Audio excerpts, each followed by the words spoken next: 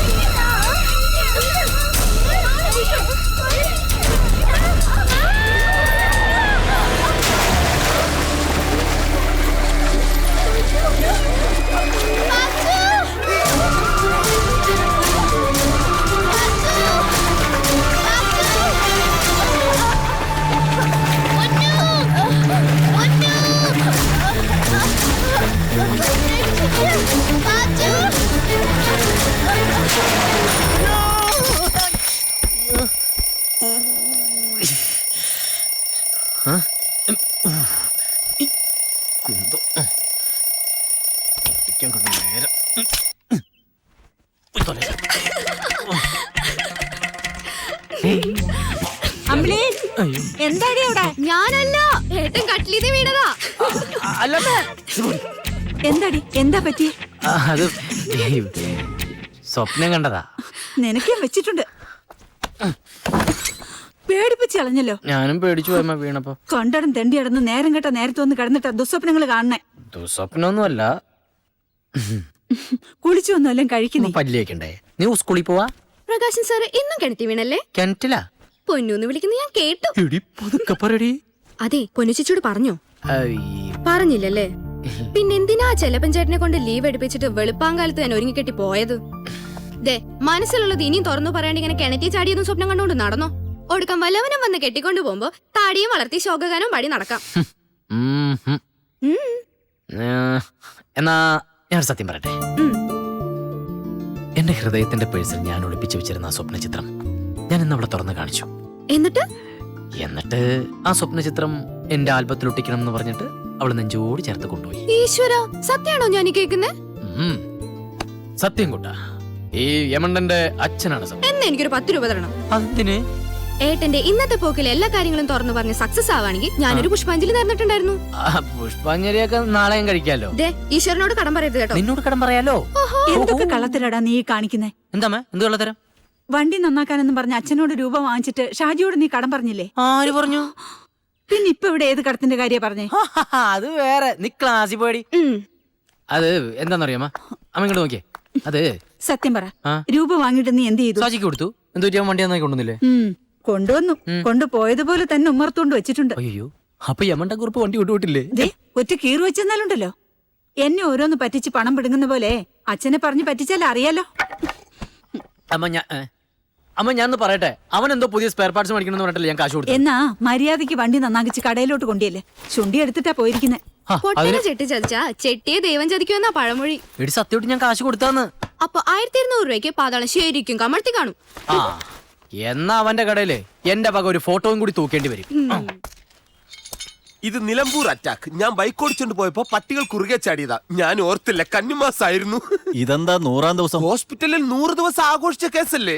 എന്ത് രസമായിരുന്നു അന്നൊക്കെ. കണ്ടില്ലേ ഇടവും വല്ലതും സുശീല സാവിത്രി. ഇതാണ് ഷൊർണൂർ ഷോക്ക്. കഷ്ടിച്ച രക്ഷപ്പെട്ടത്. ഈ കിടക്കുന്ന കിടപ്പ് കാണുമ്പോ എനിക്കേ ചെരി വരും. ഇതെന്താ 45ാം ദിവസം? 45 ദിവസമേ ആഘോഷിക്കാൻ പറ്റുള്ളൂ. എന്റെ കയ്യിലിരിപ്പ് ശരിയായിരുന്നെങ്കിൽ 50 ദിവസം വരെ പോകേണ്ട കേസാ സർ. ഈ കാണുന്നതല്ല എന്റെ ലൈഫിലെ മേജർ ആക്സിഡന്റ്സാ. ശരിക്കും പറഞ്ഞാൽ ഞാൻ ഇതിലൊക്കെ തട്ടിപ്പോകേണ്ടതായിരുന്നു. അല്ല, ഇതെന്താ 15ാം ദിവസം? സർ സത്യത്തിൽ അത് 150ാം ദിവസം ആഘോഷിക്കേണ്ട കേസായിരുന്നു. 15 ദിവസം ആയപ്പോഴത്തേനും സിസ്റ്റർ മദറാവൂന്ന് പേടിച്ച് എന്നെ എടുത്ത് വെളിയിൽ കളയുന്ന ഫോട്ടോയാ സർ. ഈ കാണുന്ന അറ്റാക്കിൽ എന്റെ 2 കാല് മാത്രം ഒടിഞ്ഞിട്ടുള്ളായിരുന്നു. അപ്പൊ തന്റെ കൈക്ക് എന്താ പറ്റിയത്? സിസ്റ്റർമാരുടെ തോളിൽ കൈയിട്ടതാ. അത് കണ്ടുകൊണ്ട് വന്ന ഡോക്ടർ തെറ്റിദ്ധരിച്ച് എന്റെ കൈ 2 തല്ലി ഒടിച്ചു. ഇതെന്തോടോ കമ്മിങ് സൂൺ? അതെ.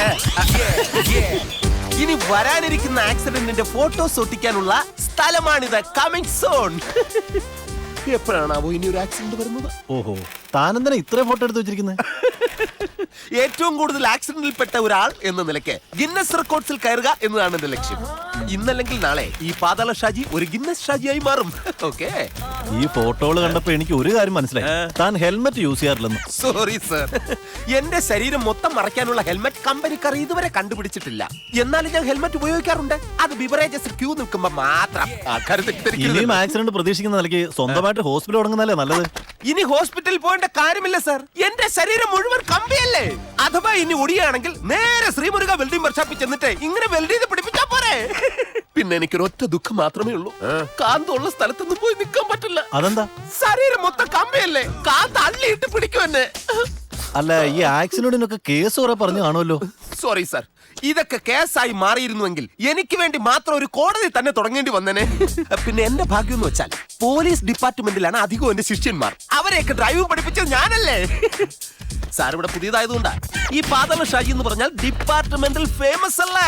അപ്പൊ ഡിപ്പാർട്ട്മെന്റിലെ വലിയ ഏമാമാരായിട്ട് നല്ല പിടിപാടായിരിക്കും അല്ലേ? നമുക്കങ്ങനെ വലിപ്പച്ചെറുപ്പൊന്നുമില്ല. കട്ടബൊമ്മ മുതൽ കുട്ടിച്ചാട്ടം വരെ എന്റെ ശിഷ്യന്മാരാ. ഒരു കാര്യം വിളിച്ചു പറഞ്ഞാൽ "നാ" എന്നാരും പറയില്ല. ദേ എന്റെ ശിഷ്യൻ വന്നു. അങ്ങനെ ഇറങ്ങി. ഇതാണോ കട്ടബൊമ്മൻ? വണ്ടികൾക്ക് വേണ്ടി അടവയ്ക്കാനുള്ള കട്ടകൾ വെക്കുകയാണ് ഇവന്റെ ജോലി. അട പോരാതെ വരുമ്പോ കട്ടയായിട്ട് ഇവനെ ഞാൻ എടുത്തു വയ്ക്കാറുണ്ട്. സമയം കളയാതെ എന്നെ അടുത്ത് ഇറക്കാശാനെ. ആ വക്കീൽ സാറിന്റെ പണി ഇന്ന് തന്നെ തീർക്കണം. വക്കീലിന്റെ പണി തീർത്തിട്ട് നീ എന്നെ കോടതി കയറ്റോടെ? അതല്ല, വണ്ടിയുടെ പണി തീർക്കുന്ന കാര്യമാണ് പറഞ്ഞത്. ആഹാ, ആ, ഞാൻ അറിഞ്ഞില്ല. ഈ വണ്ടി കണ്ടിട്ട് നല്ല പരിചയം തോന്നുന്നു. ഇത് ഞാൻ പണിതാണോടാ? അതേടാ, നീയായിട്ട് പണി തന്ന വണ്ടി തന്നെയത്. എടാ മഹാഭാവി, ഈ കൊടിച്ചത് ഞാൻ പ്രതീക്ഷിച്ചില്ലടാ. എന്റെ ഫ്രണ്ടാ, വളരെ ഇന്റിമേറ്റ് പ്രകാശൻ. പിടിപിടി, ഇവന്റെ കോമഡി കണ്ട ചിരിച്ച് പൊങ്കാലായിട്ട് അടിച്ചു കൊല്ലാൻ തോന്നുന്നു. മിണ്ടരുത്. സാർ വണ്ടി ട്രയൽ പോവാൻ നോക്ക്. എന്തെങ്കിലും കംപ്ലൈന്റ് ഉണ്ടെങ്കിൽ എന്നെ അറിയിച്ചാൽ മതി. അടുത്ത വർഷം നാളെ വിളിക്കാം. എനിക്ക് ഡിപ്പാർട്ട്മെന്റിൽ അത്യാവശ്യം ചീത്തപ്പേരുണ്ട്. അതെനിക്കറിയാം. അറിയാലോ. പിന്നെ നീ ആയിട്ട് അതിന് മൈലേജ് കൂട്ടണ്ട. വാ നടക്ക്. ഞാൻ നിന്നെ മനഃപൂർവ്വം ചതിക്കുന്നു നിനക്ക് തോന്നുന്നുണ്ട്? ആ, തോന്നുന്നുണ്ട്. അങ്ങനെ പറഞ്ഞ എടേ, നിന്റെ അച്ഛൻ കാലത്ത് ഇറങ്ങി വരുമ്പോ വണ്ടി എവിടെ കാണുമെന്ന് പറഞ്ഞോണ്ടല്ലേ തൽക്കാലം ഞാനൊരു നുണുക്ക് വിദ്യ ചെയ്ത് വണ്ടി അവിടെ കൊണ്ട് വെച്ചത്. അങ്ങനെ നുണക്ക് വിധി ചെയ്യാനാണെങ്കിൽ എന്തിനാ കാശ് മേടിച്ചിട്ട് പോയത്? എടേ, തൽക്കാലം നീ പറയുന്നത് ഞാനൊന്ന് കേൾക്കാൻ പറ്റൂ? അല്ല, ഞാൻ പറയണെങ്കിൽ നിനക്ക് കേൾക്കാൻ പറ്റും. പറഞ്ഞു തൊലക്ക്. എടാ, അതിന്റെ പാർട്സ് വാങ്ങാനുള്ള കാശ് ഞാൻ സരസപ്പന്റെ കയ്യിൽ കൊടുത്തു വിട്ടതല്ലേ. എന്നിട്ട് എടേ, അവ ഒരു ഒടുക്കത്തെ പോക്ക് പോയിട്ട് ഇതുവരെ വന്നില്ലെന്നേ. എടേ, നിനക്കെന്നെ അത്രയ്ക്ക് വിശ്വാസം ഇല്ലെങ്കിൽ ആ സിംഗപ്പൂർ ആശാനോട് നമുക്ക് ചോദിക്കാം. നീ വന്നേ. എന്താ അവിടെ ശബ്ദം കേട്ടെ? ഏയ്, അത് ഞാൻ വണ്ടിയിൽ ബ്രേക്ക് വയ്ക്കാൻ മറന്നുപോയി. ഇപ്പോഴാ ഓർത്ത്. നീ എങ്ങോട്ടാ പോകുന്നത്? ഒന്ന് പോയി കാണണ്ടേ? അത് ആശുപത്രി പോയാലും കണ്ടൂടെ? തെണ്ടി എന്റെ അച്ഛന്റെ വണ്ടി ഇതുപോലെ. ഇത് പറയണ കേട്ടോ, വർഷാപ്പിലെ ഒറ്റയ്ക്കേ ഉള്ളു. ബ്രേക്കും ക്ലച്ചും എല്ലാം ഞാൻ തന്നെ വെക്കണമെന്ന്. പിന്നെന്തോന്നു?